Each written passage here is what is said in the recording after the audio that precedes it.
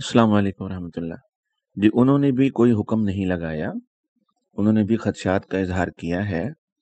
حضرت میں نے تو مولانا عیسیٰ گورمانی صاحب مرحوم کے سامنے 2002 کے اندر اس شبہ کا اظہار کیا تھا کہ رائمنڈ میں کسی نہ کسی نے مہدی ہونے کا دعویٰ کر دینا ہے، کہ جس قسم کے بلند بانگ یہ دعوے کرتے ہیں اور جس طرح یہ اپنے اوپر وحی کے نزول کے دعوے کرتے ہیں اور ایسے لفظ استعمال کرتے ہیں، تو لگتا ایسے ہے کہ ان میں سے کوئی مہدی بن کے کھڑا ہو جائے گا۔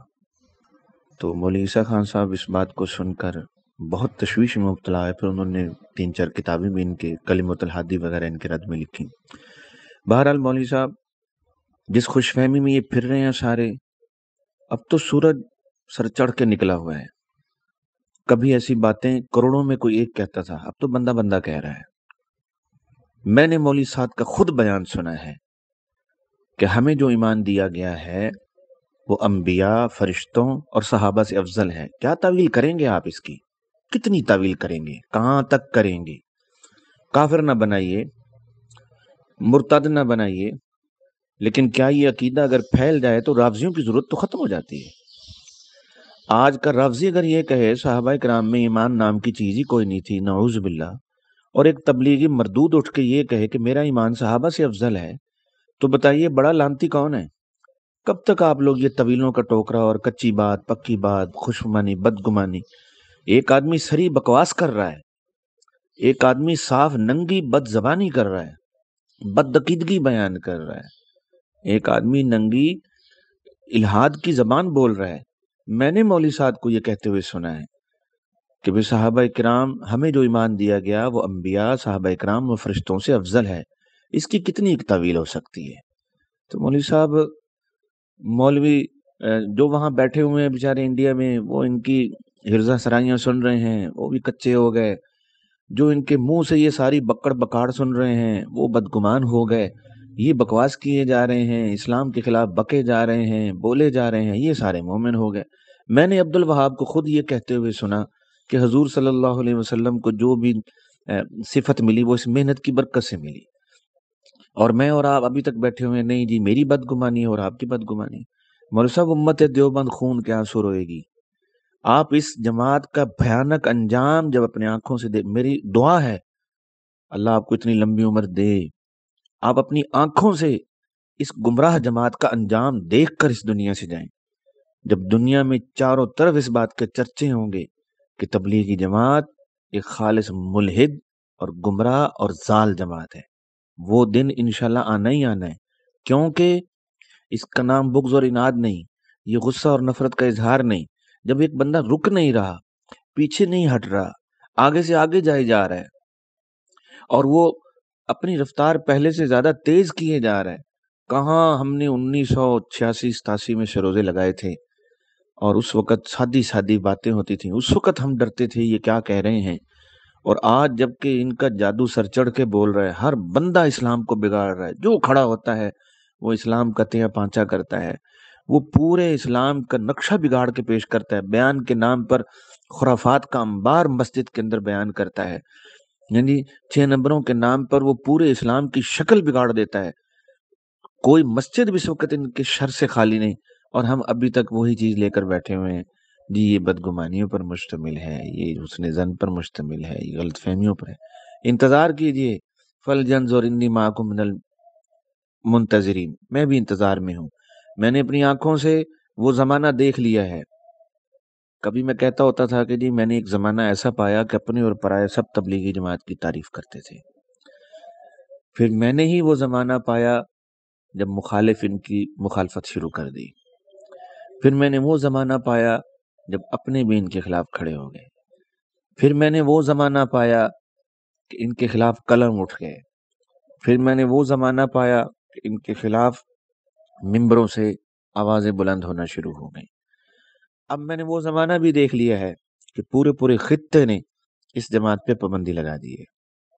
اب وہ دن دور نہیں ہے کہ جب امت مسلمہ سر جوڑ کر بیٹھنے پر مجبور ہو جائے گی، جب امت مسلمہ سر جوڑ کر بیٹھنے پر مجبور ہو جائے گی انہوں نے نبوت پر بھی ڈاکہ ڈال دیا ہے، معجزات پر بھی ڈاکہ ڈال دیا ہے، کتاب اللہ پہ بھی ڈاکہ ڈال دیا ہے، عقائد میں بھی الحاد کا ڈاکہ ڈال دیا ہے، پورے قرآن میں تحریف کا ڈاکہ ڈال دیا ہے، اسلام کے اہم ترین رکن جہاد پہ ڈاکہ ڈال دیا ہے۔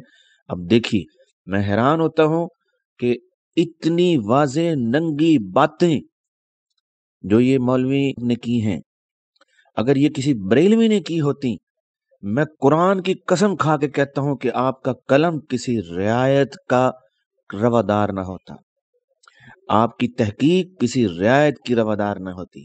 یہی باتیں اگر جاوید احمد غامدی کہے کہ جی دوستو معجزات انبیاء کے ساتھ خاص نہیں ہیں، میں دیکھتا ہوں کون سا دیوبندی ہے جو ان کی تائید میں بیان دیتا ہے۔ ہر دیوبندی نے کہنا تھا یہ نیا گمراہ پیدا ہو گیا ہے جو معجزات کا منکر ہے، کسی نے رعایت نہیں کرنی تھی۔ یہ فیصل آباد کے ماحول کے مطابق کا بیان ہے، یہ اس مسجد کے مطابق بیان ہے جہاں آپ رہتے ہیں۔ مولوی صاحب کبھی مجھے بتائیے، جاوید احمد غامدی نے اللہ کا انکار کیا ہے، رسول کا انکار کیا ہے، اس نے کیا کیا ہے؟ یہی نا کہ چند عقائد میں باطل طویلیں کی ہیں، اس کے لیے تمام امت دیوبند نے رستے بند کر دیے ہیں۔ اور تبلیغی جماعت، میں حیران ہوتا ہوں آپ نے کس بنیاد پر یہ بات کی ہے کہ وہ بدگمان ہوا ہے، جبکہ اس نے یہ کہا ہے۔ میں آپ سے کہتا ہوں کہ تبلیغی مولوی سعد نے یہ کہا ہے، میرا ایمان، ہم تبلیغ والوں کا ایمان فرشتوں سے، نبیوں سے، رسولوں سے افضل ہے۔ مجھے اس کی طویل کر کے بتائیے، میں آپ کے جواب کا انتظار کرتا ہوں۔ آپ نے مجھے اس کی طویل بتانی ہے اور پھر مجھ پر میرے بارے میں بھی حکم بیان کرنا ہے کہ کیا میں بدگمانی کر رہا ہوں، کیا میں کچی بات کر رہا ہوں۔ میں نے اپنے کانوں سے سنا ہے، اب مجھے فتویٰ دیجیے، میں آپ سے فتویٰ لینا چاہتا ہوں۔ اب آپ مجھے فتویٰ دیں گے، مجھے امید ہے آپ پوری دیانتداری سے فتویٰ دیں گے۔ مولوی سعد کاندھلوی نے یہ کہا ہے کہ روئے زمین میں مکے اور مدینے کے بعد سب سے افضل ترین خطہ نظام الدین مرکز ہے۔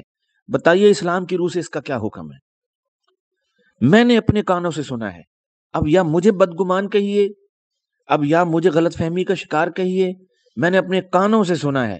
مولوی سعد نے یہ دو باتیں کہی ہیں کہ روئے زمین پر مکہ اور مدینہ کے بعد سب سے افضل خطہ نظام الدین مرکز دہلی ہے، اور سب کو لوٹ کر اسی مسجد کی طرف آنا ہوگا۔ آپ مجھے یہ بتائیں، حضور پاک علیہ الصلوۃ والسلام نے تو فرمایا تھا کہ سب لوٹ کر دوبارہ عرب کی طرف جائیں گے۔ مولوی سعد کاندھلوی کہتا ہے کہ بھئی ساری دنیا لوٹ کر ہندوستان میں آئے گی۔ حضور نے تو فرمایا ہے کہ 3 خطے سب سے افضل ہیں۔ حضور کے ارشاد کا کیا مفہوم ہے کہ سب سے زیادہ افضل نماز کہاں پڑھی جاتی ہے؟ حرم میں۔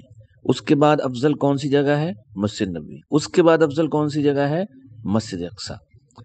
لیکن مولوی صاحب نے، جناب بھائی صاحب نے تو 2 منٹ میں جناب مسجد اقصی کا پتہ کاٹ دیا۔ کہتا ہے مکہ اور مدینے کے بعد روئے زمین کی سب سے افضل جگہ مرکز نظام الدین ہے۔ اور اس نے یہ کس بنیاد پر بات کی کہ ہمارا ایمان فرشتوں سے، صحابہ سے افضل ہے۔ پھر دوبارہ تاکید کے ساتھ کہتا ہے بات بڑی نازک ہے، میں توجہ چاہتا ہوں، میں دوبارہ دہراتا ہوں۔ پھر اس نے یہ بات دوبارہ دہرائی ہے۔ اب آپ مجھے بتائیے، ان 2 باتوں کا جواب دیجیے، مجھے جواب چاہیے ان 2 باتوں کا۔ مولوی صاحب کب تک آپ ساری امت کو یہ کہتے رہیں گے فلاں بھی بدگمان ہے، فلاں بھی دھوکے میں ہے، فلاں بھی غلط فہمی میں ہے، جبکہ ان کے کفر کا جادو سر چڑھ کے بول رہا ہے۔ میں جھنگ مرکز کے اندر بیٹھا ہوا تھا، میرے امیر صاحب کی عادت تھی کہ اگر مجلس میں میں بیٹھا ہوتا تھا تو اول فول بکنے سے گریز کیا کرتے تھے، انہیں پتہ تھا کہ بیٹھا ہوا ہے تو یہ تو بخشے گا نہیں۔ یہ میں آپ کو 2007 یا 8 کی بات بتا رہا ہوں۔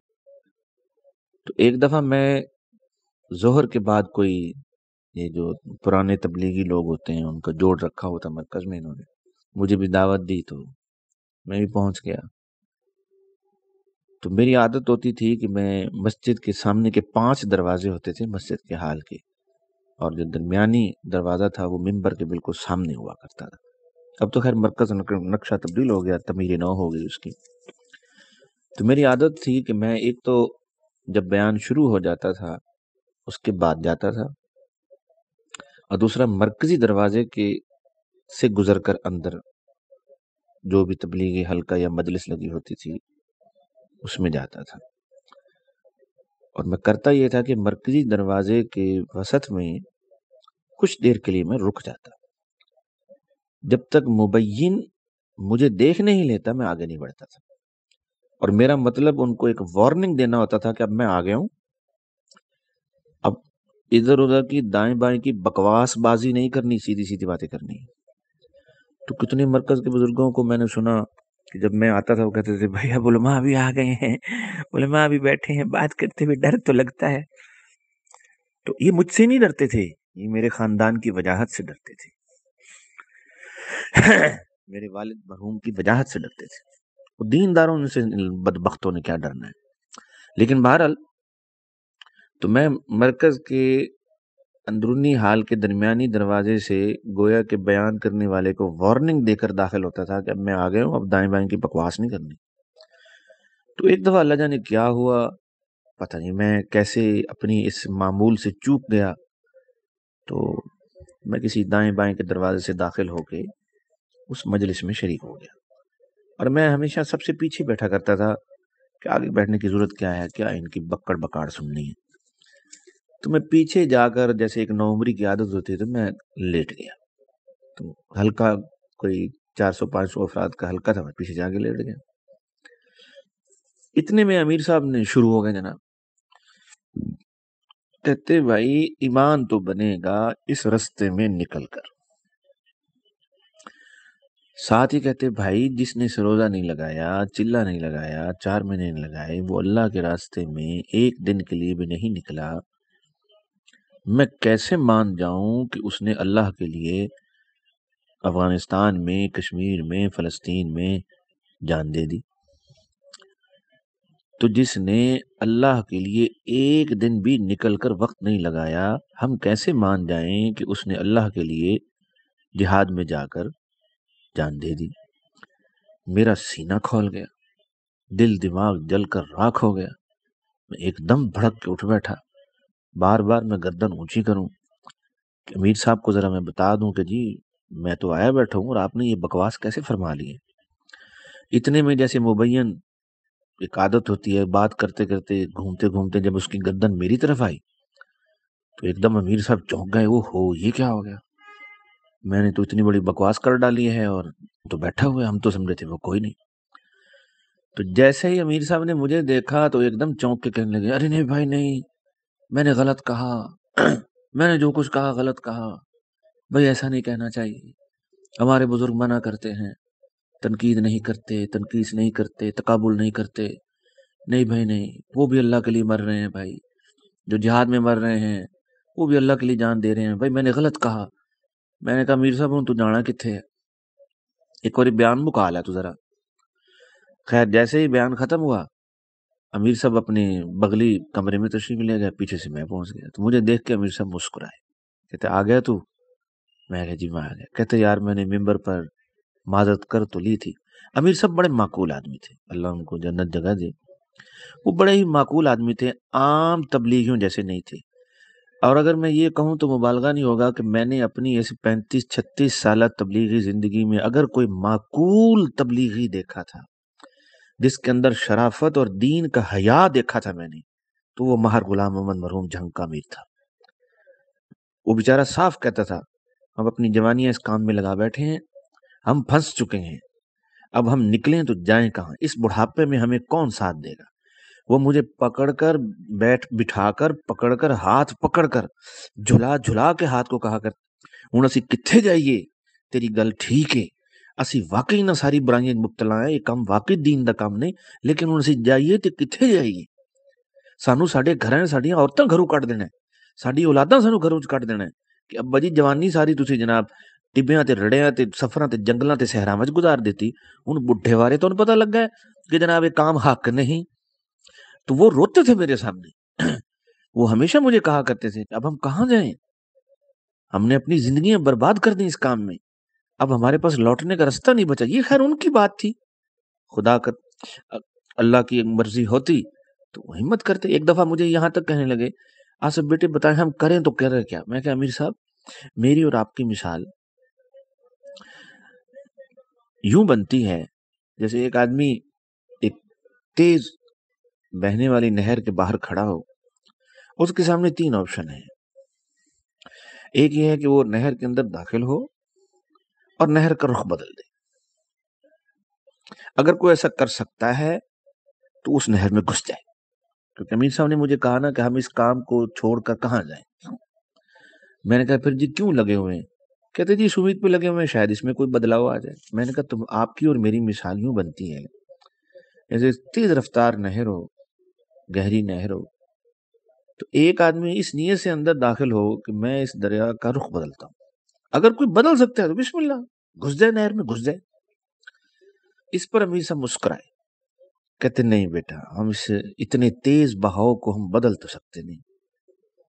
میں کہا دوسری صورت یہ ہے کہ جس آدمی کو اندازہ ہو جائے کہ میں اس اتنے تیز بہاؤ کے پانی کا رخ نہیں بدل سکتا، وہ اندر جائے ہی نہیں، اور اگر چلا گیا تو باہر آ جائے. اگر کوئی اندر گیا ہے اور اس نے محسوس کیا ہے کہ میں پانی کا رخ نہیں بدل پا رہا، اب آگے یا تو میں اس میں ڈوب جاؤں گا، پار میں نے نکلنا نہیں، میں نے تو پانی کا رخ بدلنا تھا، یا میں اس پانی سے لڑتے لڑتے مر جاؤں گا، یا ڈوب جاؤں گا، یا بہہ جاؤں گا. تو وہ فیصلہ کرتا ہے جی میں باہر آ جاتا ہوں. میں کہا دوسری آپشن یہ ہے کہ جو نہیں بدل سکتا وہ باہر آ جائے. میں کہا تیسری صورت یہ ہے کہ کوئی آدمی اسے پتا ہے میں پانی کا رخ بدل بھی نہیں سکتا، پھر وہ پانی میں رخ بدلنے کی نیت سے داخل بھی ہوتا ہے، تو اس کا انجام ایک ہی ہوگا کہ وہ پانی کے ساتھ ساتھ بہتا چلا جائے گا. میں کہا آپ کی اور میری مثال ایسے ہی ہے، میں بھی اس نہر میں اترا، آپ بھی اس نہر میں اترے. میں نے فوراً محسوس کر لیا کہ اس پانی کا بہاؤ غلط ہے. میں نے اتنی کوشش کی، لیکن جب میں حقیقتاً یہ سمجھ گیا کہ میں اکیلا اس پورے پانی کے رخ کو بدل نہیں سکتا، میں باہر آ گیا. میں کہا آپ کی اور میری مثال یہ ہے، آپ بہتے چلے جا رہے ہیں. میں نے ان کو پنجابی میں کہا، میں کہا تسی رڑ دے جا رہے ہو. میں باہر آ گیا. میں کہا آپ میں اور مجھ میں اتنا ہی فرق ہے. تو وہ امیر صاحب بڑے معقول طبیعت کے آدمی تھے. تو جیسے ہی میں کمرے میں داخل ہوا تو کہنے لگا آ گیا تو؟ میں کہا جی میں آ گیا. کہتے یار میں نے معذرت تو کر لی تھی، رجوع تو میں نے کر لیا تھا. میں کہا نہیں امیر صاحب میں آپ کو کچھ نہیں آیا، بس ویسے ہی دل چاہا کہ جی آپ ایک دفعہ میرے سامنے یہ بات دوبارہ دہرا دیں. تو امیر صاحب کہنے لگے یار نہیں یار، مجھے پتا ہے تو نے کچھ نہ کچھ کہنا ضرور ہے. میں کہا چلیں کوئی بات نہیں جی، میری گزارش ہے آپ دوبارہ کہنا. خیر انہوں نے دوبارہ یہ بات دہرا دی. میں کہا امیر صاحب آپ نے یہ بات کیسے کہی، کیوں کہی؟ کہتے بیٹا ہم نے بڑوں سے سنی ہے، ہم نے آگے کہہ دی. یہی جوڑوں میں ہم جاتے ہیں، بیانوں میں سنتے ہیں، ان سے سنا ممبر پہ کہہ دیا. ہم عالم تو ہیں نہیں، ہم تو اسکول ماسٹر ہیں. میں کہا امیر صاحب آپ کی اس بات سے جو نتیجہ نکلتا ہے وہ آپ جیسا آدمی بھی سمجھ رہا ہے، جبکہ آپ نے سمجھ کے ہی یہ بات کہی ہے کہ جو ایک دن کے لیے بھی تبلیغی جماعت میں نہیں گیا اس کے ایمان کی کوئی گارنٹی نہیں. اب آگے وہ جو مرضی کرتا پھرے، اس بات کی ضمانت نہیں دی جا سکتی کہ اس نے جو بھی کیا ہے وہ ایمان کے مقتضا کے مطابق کیا ہے. اس طرح کے میں نے انہیں بات سمجھائی. کہنے لگے بظاہر تو یہی مطلب. میں کہا جی یہی مطلب آپ نے ممبر پہ بیان کیا. میں کہا اب مجھے ایک بات بتائیں. میں نے کہا جی بات یہ ہوئی کہ جو تو گیا سروزے میں، جو گیا چلے میں، جو گیا 4 مہینے کے لیے، وہ گیا ایمان اس کا بن گیا، لیکن وہ جا کے واپس آ گیا. میں کہ جس نے 3 دن کے لیے، چلے کے لیے 4 مہینے کے لیے دکان مکان اور گھر بار بیوی بچے چھوڑے اور پھر واپس بھی آ گیا، اس کا وہ تو ہو گیا مومن. اور جس نے اپنے بیوی بچے، اپنا کاروبار، اپنی دکان، اپنا مکان ایسا چھوڑا کہ جہان بھی چھوڑ گیا، اور ایسا گیا کہ لوٹ کے ہی نہ آیا، میں کہ وہ مومن بھی نہیں. تم لوگ سے روزے لگاؤ واپس اپنی دکانوں میں، تم تو ہو گئے مومن. تم لوگ چلے 4 مہینے کے لیے جاؤ دوبارہ راتوں کو اپنی بیویوں کی آغوش میں، تم تو ہو گئے مومن. اور جو نکلا اور ایسا نکلا، بیوی کی آغوش چھوڑ کے، بچوں کی محبت چھوڑ کے، دکان مکان کاروبار تجارت چھوڑ کے ایسا نکلا کہ جہان سے ہی نکل گیا، وہ لوٹ کے ہی نہیں آیا، وہ مومن ہی نہیں ہے. اب ایسی زبردست قسم کی خرافات ممبر سے بیان کی جاتی رہیں اور میں اور آپ طویلوں کی پٹاری کھول کے بیٹھے ہوئے. کب تک مولوی صاحب، کب تک آپ سب کو یہ کہتے رہیں گے جی فلانا بھی بد فہمی کا شکار ہے، فلانا غلط فہمی کا شکار ہے، فلانے کی بات کچی ہے. نہیں مولوی صاحب، اس وقت سب سے بڑا دجل، کفر، فریب، الہاد، ضلالت یہ تبلیغی جماعت ہے. ان کا ہر آدمی منبر پر بیٹھ کر کفر بیان کرتا ہے، ضلالت بیان کرتا ہے، الہاد بیان کرتا ہے، بے دینی بیان کرتا ہے، اور ہم ان سب کو جھٹلا رہے ہیں کہ جو بیچارے دیکھ کے تڑپ رہے ہیں، جو رو رہے ہیں۔ میں نے اپنے کانوں سے جو کفریات سنے ہیں، مجھے کس کھاتے میں ڈالیں گے آپ؟ اور پھر میں نے ان کے عوام سے بھی سنے ہیں، خواص سے بھی سنے ہیں، انڈین سے بھی سنے ہیں، عربوں سے بھی سنے ہیں، عجموں سے بھی سنے ہیں، ان کے ہر چھوٹے بڑے سے سنے ہیں، ان کے پچھلے بزرگوں کے ملفوظات سے پڑھے ہیں۔ پتہ نہیں علماء کی آنکھیں ہیں یہ کیا ہے؟ صاف لکھا ہوا کتابوں کے اندر، مولوی الیاس صاحب خود لکھتے ہیں اس زمانے میں خط ایسے گم ہو گیا جیسے روئے زمین سے ہدایت گم ہو گئی۔ مولوی الیاس دھڑلے سے یہ کہہ رہا ہے جس زمانے میں میں جی رہا ہوں اس زمانے میں ہدایت روئے زمین سے اٹھ گئی ہے، مٹ گئی ہے۔ اس سے بڑا کوئی الہادی نظریہ ہو سکتا ہے؟ اس سے بڑا کوئی کفریہ نظریہ ہو سکتا ہے؟ اور علماء یہ کتابوں میں لکھا ہوا پڑھ رہے ہیں اور طویلوں کی پٹاری کھول کے بیٹھے ہوئے ہیں۔ میرا یہ کام کشتی نو ہے، میں اور آپ اس کی طویلوں میں لگے ہوئے ہیں، تشبیہ کی تعریفوں میں لگے ہوئے ہیں، تشبیہ کی تعریف اور تشبیہ کی قسموں میں لگے ہوئے ہیں، جبکہ وہاں صاف لکھا ہوا ہے جو اس میں داخل ہو گیا وہ بچ گیا۔ او بھائی پھر بتائیں کون سا باطل ہے جس نے بالکل ننگے رنگ میں نبوت کا دعویٰ کیا ہے؟ اور غلام احمد قادیانی بیچارہ بھی تو کبھی یہ کہتا رہا میں ذلی نبی ہوں، کبھی کہتا میں بروزی نبی ہوں، کبھی کہتا ہے میں جی ملہم ہوں، کبھی کچھ۔ وہ غریب تو جرت بزدلی کے مارے ننگا دعویٰ نہیں کرتا تھا، ہمارے علماء نے چھوڑ دیا اسے۔ یعنی آپ کے نزدیک جب تک کوئی صاف صاف یہ نہ کہے میں اللہ کو نہیں مانتا، رسول کو نہیں مانتا، قیامت نہیں مانتا، قرآن نہیں مانتا، میں اسلام ہی کو نہیں مانتا، وہ کافر ہوگا، باقی کوئی کچھ نہیں ہوگا۔ تو بریلویوں کو بھی اپنی آغوش میں جگہ دیجیے نا، تو اہل حدیثوں کو بھی لائیے نا، ان کے ساتھ مل کے جرابوں پر مسے کیجیے نا۔ ان غریبوں نے کون سا کوئی اسلام کے بنیادی عقائد کا انکار کیا ہے؟ وہ کون سا کوئی مرنے کے بعد قبروں سے اٹھنے کے منکر ہیں؟ وہ کون سا کوئی روز قیامت میزان کے منکر ہیں؟ وہ کون سا کوئی جنت اور دوزخ کے منکر ہیں؟ وہ کون سا خدا کی صفات کے منکر ہیں؟ وہ کون سا وجود باری تعالیٰ کے منکر ہیں؟ وہ کون سے کوئی اللہ کی قدرت کے منکر ہیں؟ جو چیزیں انسان کو کافر بناتی ہیں، جو کسی کو قدریہ، جوہمیہ اور پتہ نہیں کیا کیا بناتی ہیں۔ ان غریبوں نے امام ابو حنیفہ رحمۃ اللہ علیہ کے ساتھ چند باتوں میں اختلاف ہی کیا نا، اس سے زیادہ تو کچھ بھی نہیں کیا نا۔ اور بریلیوں نے بھی حضور پاک علیہ الصلوۃ والسلام کی شان اقدس میں تھوڑا بہت مبالغہ ہی کیا ہے نا، کچھ بدعت ایجاد کی ہیں، ان کو تو آپ نے کاٹ کے ایک طرف پھینک دیا۔ اور تبلیغی جماعت کی باری آئے تو نہیں جی فلاں کی بات کچی ہے، وہ اتنا بڑا مفتی ہو کر کچی بات کرے گا اور ایک جاہل تبلیغی اٹھ کر پکی بات کرے گا۔ تبلیغی جماعت کی تائید میں ہمارے علماء کا یہ ظالمانہ پیمانہ، ایک عالم، ایک مفتی پوری ذمہ داری سے بات کر رہا ہے اور ہم کہیں یہ کچی بات ہے، اور ان کا ہر ڈنگر تبلیغی اٹھ کر یہ باتیں کرے ہیں جی، اور ہم کہیں کہ نہیں جی نہیں ان کی بات کا یہ مطلب ہے۔ میں کل رات، یہ میں جس سوسائٹی میں رہتا ہوں، کل رات میں عشاء کی نماز پڑھنے گیا ہوں، جماعت آئی بیٹھی تھی، اس نے بیان شروع کرتے ہی کہہ دیا میرے بھائیوں دوستوں بزرگوں، اللہ کے دین کے لیے فکر کرنا 70 سال کی بے ریا عبادت سے افضل ہے۔ مجھے بتا سکتے ہیں آپ یہ کس حدیث میں لکھا ہوا ہے؟ یہ روایت کہاں ثابت ہے؟ اللہ کی فکر میں بیٹھنا، یہ اللہ کی فکر میں بیٹھنا یہ ہم بچپن سے سنتے آ رہے ہیں، اور 70 سال کی بے ریا نفلی عبادت سے افضل ہے۔ مجھے بتائیے کیا اگر ایک عالم اٹھ کر یہ سوال کرے کہ بھائی صاحب یہ روایت کہاں سے ثابت ہے، تو اسے ہم کہیں گے نہیں جی آپ کچی بات فرما رہے ہیں، اور یہ جو پوری تبلیغی جماعت اپنے بیانوں کے آغاز میں ہی یہ جھوٹی حدیث سناتی ہے کہ بھائی دین کے لیے تھوڑی دیر کے لیے بیٹھ کر سوچنا 70 سال کی بے ریا نفلی عبادت سے افضل ہے، کہاں سے ثابت ہے جناب؟ 21 حدیث میں آتا ہے، اس کتاب کا نام کوئی آپ کے منہ سے میں سننا چاہوں، یہ حدیث ثابت کی جا سکتی ہے؟ اور اگر اہل حدیثوں نے اٹھ کے ثابت کر دیا کہ یہ حدیث مجروح ہے، یہ حدیث ثابت ہی نہیں ہے، اور تبلیغی جماعت جھوٹ بولتی ہے، تو اس کو ہم جناب مذہبی تعصب کا شاخسانہ کہیں گے؟ ہم تو ان اہل حدیثوں کو کچھ کسی کھاتے میں سمجھتے ہی نہیں ہیں، لیکن جب ہم ان سے پوچھتے ہیں بھائی صاحب یہ کہاں سے آپ نے یہ نکالا ہے، یہ آپ کیا کہہ رہے ہیں، یہ دعوت والا کام ہمارے ذمے ہے، قرآن کی کس نص سے ذمے ہے؟ غیر عالم کا بیان کرنا ناجائز، غیر عالم کا بیان سننا ناجائز۔ مجھے یہ بتلائیے کون سی قرآن کی ایسی آیت ہے جو ایک غیر عالم کو تبلیغ اور مبلغ بننے کی اجازت دیتی ہے؟ اگر نصوص کے ترجمے ہی آپ نے کرنے ہیں، اور پھر فقہا کس کھاتے میں رہ گئے؟ پھر قرآن کی شرح جو حدیث ہے وہ کہاں رہ گئی؟